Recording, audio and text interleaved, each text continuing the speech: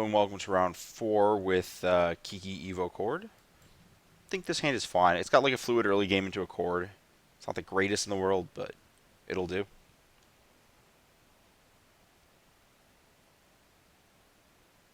Uh, yeah, we did not show up prepared with hate for that deck, did we? Well, okay. It's a race. I hope I win. Fortunately, that deck is usually pretty light on Conflagrate. Selfless Spirit's actually pretty good here. I can like set up some crazy blocks.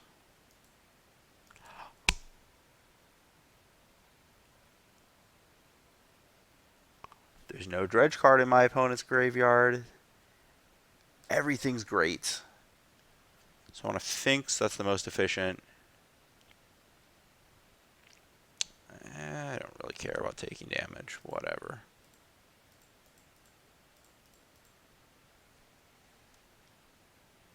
Gonna have to take damage off those at some point.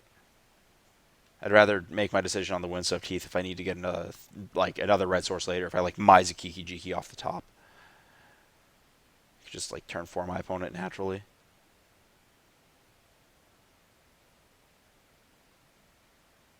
That's why I hate the dredge deck. You just like do nothing so often.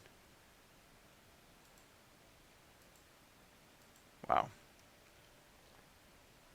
That's what we got. Ooh. Is that enough?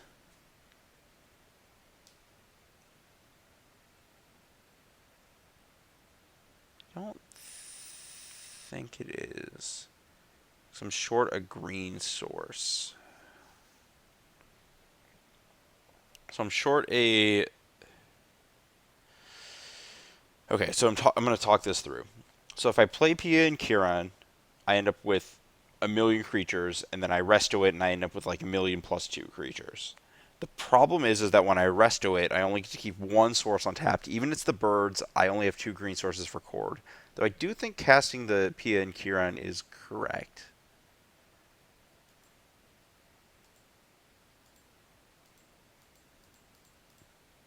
Just because I think that the math on this is that I'd have 4 lands and 3 creatures, which is one short of courting for the kill.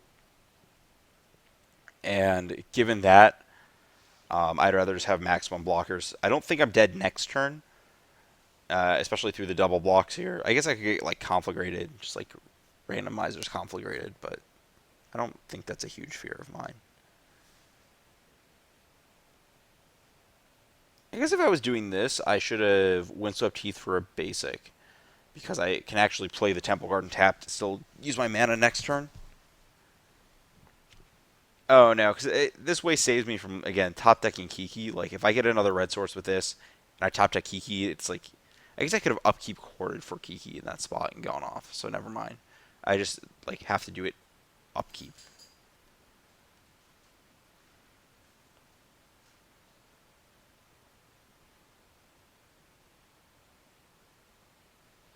Sure, dredge your 2 cards.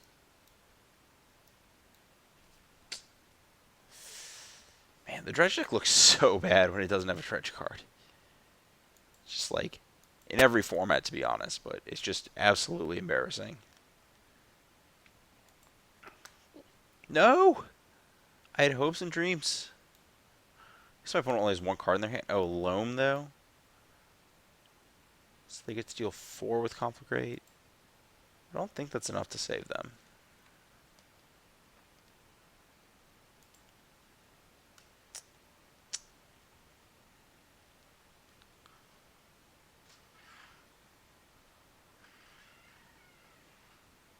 One, two, three. What if I'm like pretty close to just getting like Rorik Thar and killing them, honestly.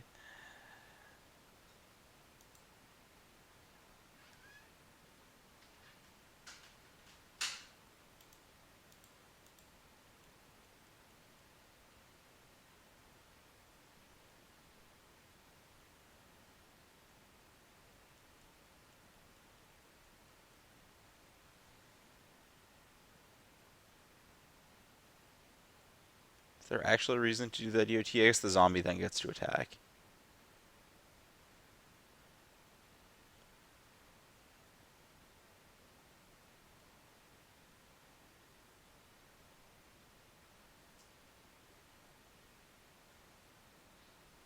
Stretch deck feels scary, but still a little bit fair, which is probably a good spot for it.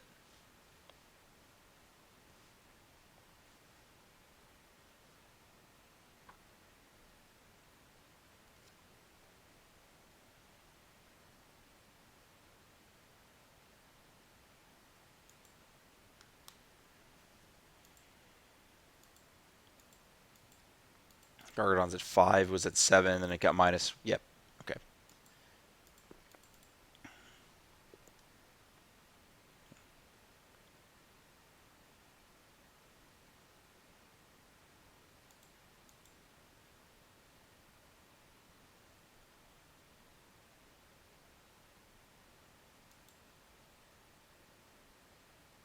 So this is the conflagrate.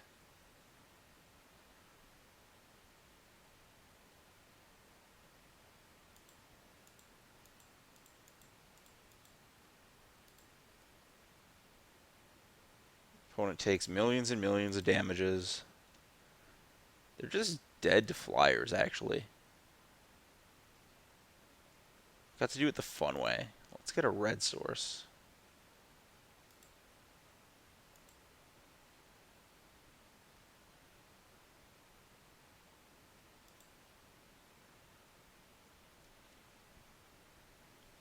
Congrats, you have a Gargadon. I'll take the hit.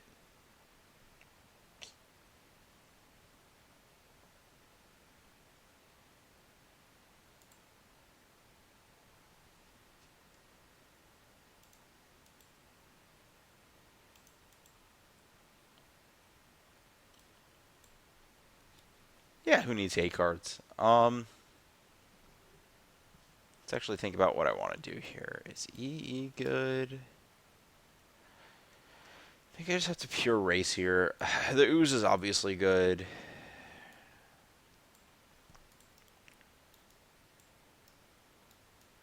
I wonder if Tusk is good. I have doubts it is. I don't want Fulminators. I don't want Staticaster because it doesn't kill zombies. Eidolon, I'm not dealing with multiple spells a turn, really. Negate's interesting.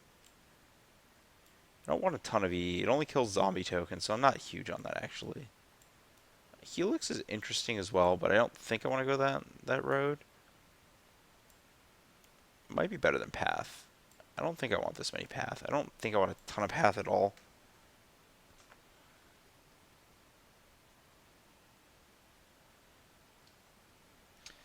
My opponent just, like, puts too many things on the battlefield for me to Path them all away. I don't have, like, a...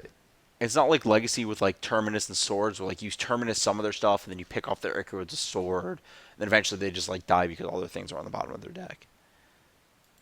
Not huge on Archmage. I think that's, like, a pretty clear cut. Spellskites, not amazing either. Let's cut one Path. I still do want it. There are hands where Path will keep them off of things.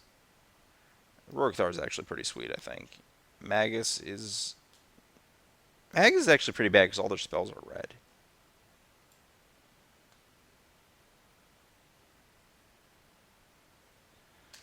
I guess I'm just trying to turbo combo Spellskites okay, because it kind of protects my stuff. It doesn't protect it from Conflagrate. It protects it from whatever else nonsense they have. Yeah, this is probably good. Well, our opponent had a classic dredge issue, which is not all of the pieces were in the right places. Yeah, I'm going to keep this hand. I'll lose to Dark Blast. What about it? It's actually pretty sweet that we want the land back when we witness on 2.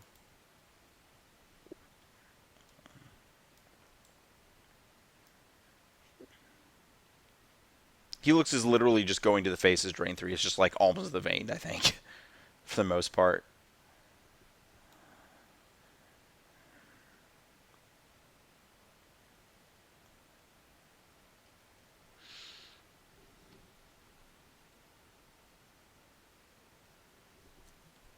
I think I want to get a white source off this Heath.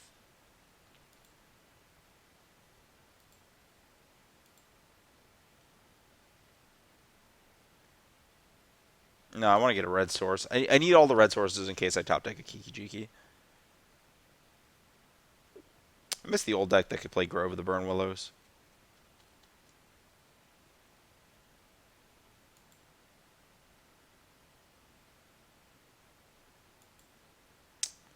Oh my gosh, my opponent definitely has Dark Blast.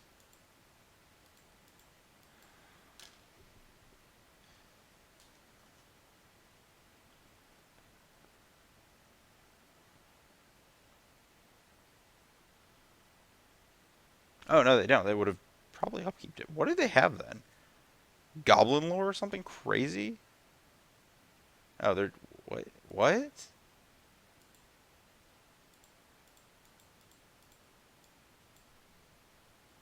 I'm so confused. What did my opponent keep? What could they have that scares me from this board position? They haven't started dredging. They played a dredger.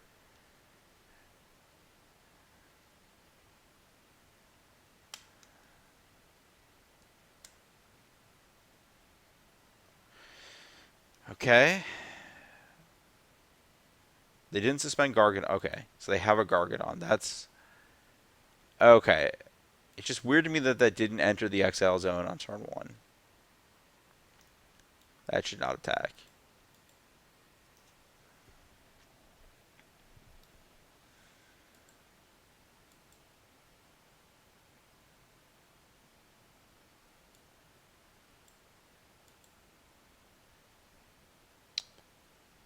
Cute. Let's think about what I want to do. Probably just Resto. I just want to be maximally mana efficient. Attack is bad. My opponent just trades a Narcomoeba. Trying to kill Thug is bad. So you can, in theory, kill Thug and put it on top of my opponent's deck, but my opponent can sack the Narcomoeba in response, put the Narcomoeba on top of their deck. So that just doesn't work out. My opponent's just going to draw step? Okay.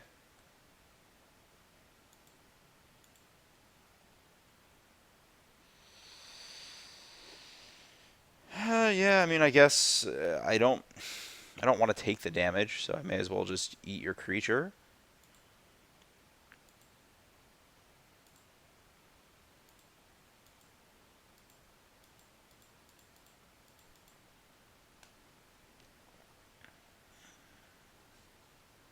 Yeah, we all knew what was going to happen there. Wait, what? Okay, so just to talk through what I was going to do from that point, because that was not a useful set of circumstances. I was going to play Kitchen Finks, leave up Lightning Helix, set up to not die, and then be able to chord if I have. I'd have drawn this land, I would have played this land.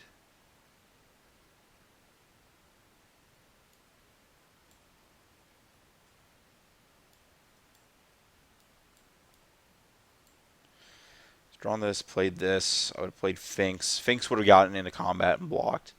So I would still have another creature. So 1, 2, 3, 4. 4, 4, 8. That's enough to chord. So my opponent was dead in 2. They just didn't execute properly. I think the thing they were supposed to do was if you sack the Narcomoeba to Greater Gargadon and then sack the Thug, your Thug trigger. So Golgari Thug actually has text on it, which is something that people forget a lot. When it dies, it puts target creature card from your graveyard on top of your deck. It's a mandatory ability. If it's the only creature in your graveyard, it actually targets itself and goes back on top. So my opponent could not just sacrifice it to Gargadon to get Dredge going. They can sacrifice the Narcomoeba, put the Narcomoeba back on top with this trigger, and then when this dredges, the Narcomoeba comes back to the battlefield. So that's like a really weird thing about that dredge deck you can do.